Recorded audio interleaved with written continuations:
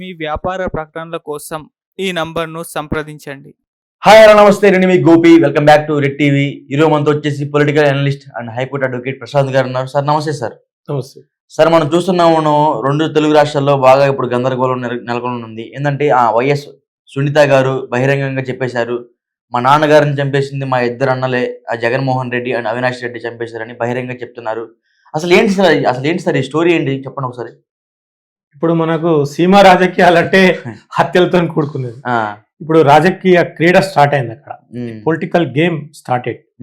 ఇప్పుడు జగన్ గారిని ఎలాగైనా గద్దె దించాలని అన్ని పార్టీలు ప్రయత్నం చేస్తున్నాయి. అందులో భాగంగా ఇప్పుడు వాట్ ఈజ్ ఇంట్రెస్టింగ్ అంటే సొంత family members strongly suspecting and opposing Jagan గారు.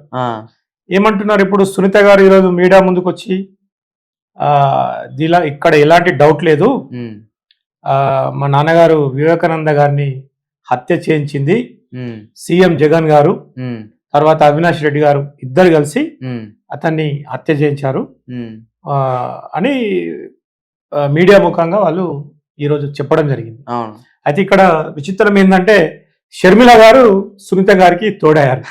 వారు వెళ్ళి అక్కడ స్థానిక ఎస్పీ గారిని కలిసి సునీత గారి హస్బెండ్ రాజశేఖర్ రెడ్డి గారు వాళ్ళు కూడా వాళ్ళకున్న భయాన్ని వాళ్ళకి ఎస్పీ గారికి రాతపూర్వకంగా ఒక కంప్లైంట్ ఇవ్వడం జరిగింది. అయితే ఇక్కడ జరుగుతుంది ఏంది, ఆల్రెడీ ఎంపీ అవినాష్ రెడ్డి గారు ఆయన జైలు శిక్ష అనుభవించి మళ్ళీ రావడం జరిగింది. ఇప్పుడు అది కాకుండా మెయిన్ అక్యూజ్డ్ గా జగన్ గారిని చేర్చాలనే ప్రయత్నాలు జరుగుతున్నట్టు కనిపిస్తుంది. ఇది నిజంగా ఒక ఇంట్రెస్టింగ్ అక్కడ ఒక పొలిటికల్ గేమ్ లాగా కనిపిస్తుంది. అయితే దానికి చట్టము దర్యాప్తు చేయాలి, దానికి పూర్తి అధికారాలు ఉన్నాయి పోలీసు వ్యవస్థకి. దాన్ని క్షుణ్ణంగా పరిశీలించి ఎవరెవరు ఏం చేశారు, అక్యూజ్డ్ ని వాళ్ళని ఒక దానికి సంబంధించి ఛార్జ్ షీట్ వేసిన తర్వాత రిమాండ్ కేసు డైరీ, వాళ్ళ 161 స్టేట్మెంట్స్, అందరి వాంగ్మూలాలు తీసుకొని దాంట్లో ఎవరు జరుగుతుందనేది దాన్ని ఇంతకుముందే జరిపించారు. కానీ విచారణలో ఇంకా ఎవరైనా క్లూస్ దొరికితే, ఎవరైనా అనుమానితులుగా వాళ్ళకు ఒక క్లారిటీ వస్తే పోలీస్ వాళ్ళకి డెఫినెట్గా వాళ్ళని ఛార్జ్ షీట్లో యాడ్ చేసి వాళ్ళపైన కూడా విచారణ చేపట్టే అధికారము మన చట్టంలో ఉంది పోలీస్ వాళ్ళకి. అయితే ఇప్పుడు చివరిగా ఇప్పుడు ఒక్కటిసారి ట్విస్ట్ ఏం జరిగింది, వైఎస్ షర్మిల గారు కాంగ్రెస్ పార్టీ అధ్యక్షురాలు కావడం, మళ్ళీ సునీత గారు ఒంటరి పోరాటం చేయడం, తన తండ్రిని దారుణంగా హత్య చేశారు, మరి నిందితుల్ని పట్టుకోవాలి, మనకింత మంచి ఆధునికమైన పోలీస్ వ్యవస్థ ఉంది, మనకు అన్ని ఇన్వెస్టిగేషన్ టూల్స్ ఉన్నాయి, ఇన్వెస్టిగేషన్ ఏజెన్సీస్ ఉన్నాయి, మరి ఎందుకు పట్టుకుంటలేరు, వెంటనే పట్టుకొని శిక్షించాలనేది ఒక కూతురుగా, ఒక కన్న బిడ్డగా వివేకానంద గారి ఆమె చేస్తున్న ప్రయత్నాన్ని నిజంగా అభినందించాల్సింది. ఎందుకంటే అతను ఎవరైనా చూడట్లేదు, తప్పు చేసింది ఎవరు, who is the murderer, who is the culprit, ఈ మస్ట్ బి పనిష్డ్ అంటుంది. అయితే ఇప్పుడు ఈ ప్రయత్నంలో జరిగేది ఏంటి అంటే, ఇది మనం సామాన్య వ్యక్తి అంటే ఏమనుకోవచ్చు, ఇలాంటి చాలా మర్డర్లు జరుగుతుంటాయి. ఇది ఒక రాష్ట్ర ముఖ్యమంత్రికి సంబంధించింది. ఒక రాష్ట్ర ముఖ్యమంత్రికి తర్వాత మంచి ఒక ట్రెండ్ సెట్టర్ గా మారిన జగన్ గారికి అయితే తలనొప్పిగా మారింది. ఇప్పుడు ఆయనే డిఫెన్స్ లో పడ్డారు.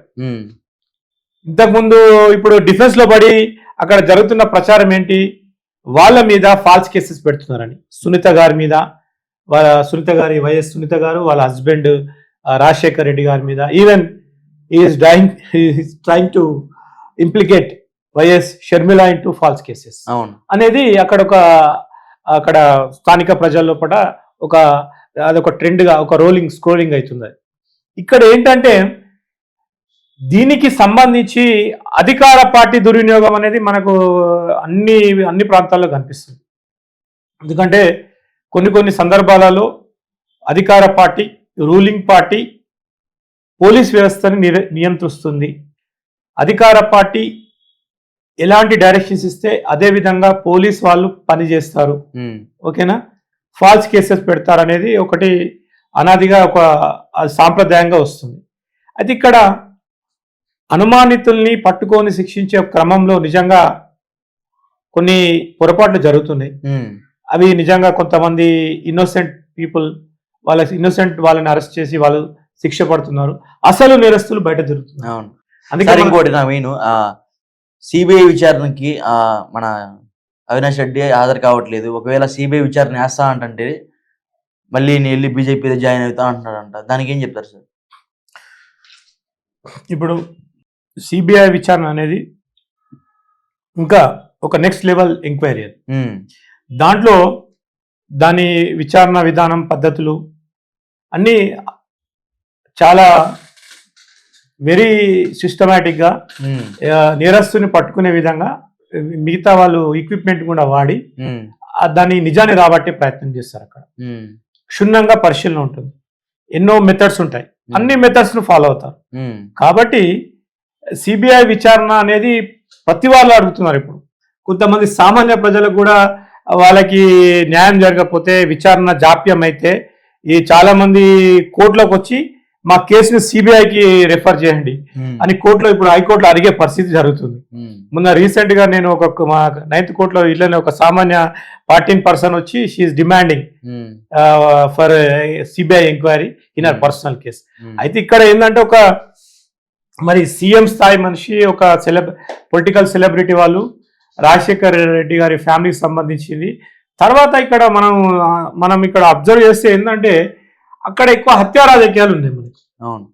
ఇప్పుడు సీమ రాజకీయాలు అంటేనే వాటికి హత్యా రాజకీయాలు అనేది పర్యాపదంగా మారిపోయింది. అలాంటివి నిజంగా అలాంటి సినిమాలు కూడా చాలా వచ్చినాయి. అక్కడ ఏంటంటే అక్కడ బాంబులది ఎక్కువ కల్చర్ ఉంటుంది, ఈ నరకోడాలు ఎక్కువ కల్చర్ ఉంటుంది. అంటే సార్ ఇప్పుడు వైఎస్ వివేకానంద రెడ్డి గారిని బాత్రూమ్ లో వేసి గొడ్డలతో నరికారు అని సునీతగా చెప్తున్నారు. అసలు నిజంగా నరికారంటారా గొడ్డలతో? మరి అక్కడ అది ఆల్రెడీ అక్కడ అది ఆఫ్టర్ దట్ అక్కడ మర్డర్ ఏం జరిగింది, సీన్ ఆఫ్ క్రైమ్ ఏం జరిగింది, అక్కడ ఎలాంటివి వెపన్స్ దొరికాయి, మళ్ళీ తర్వాత పోస్ట్ మార్టం రిపోర్ట్ ఏముంది, అదంతా దానికి already that has been reach to the investigation agency. ఈ ఐఓకి ఇన్వెస్టిగేషన్ ఆఫీసర్ దగ్గర అన్ని డీటెయిల్స్ ఉంటాయి. అదంతా వాళ్ళు ఆర్సిడిలో తర్వాత చార్జ్ షీట్ లో అవన్నీ డీటెయిల్స్ వాళ్ళు they have to produce before the magistrate court, before the magistrate.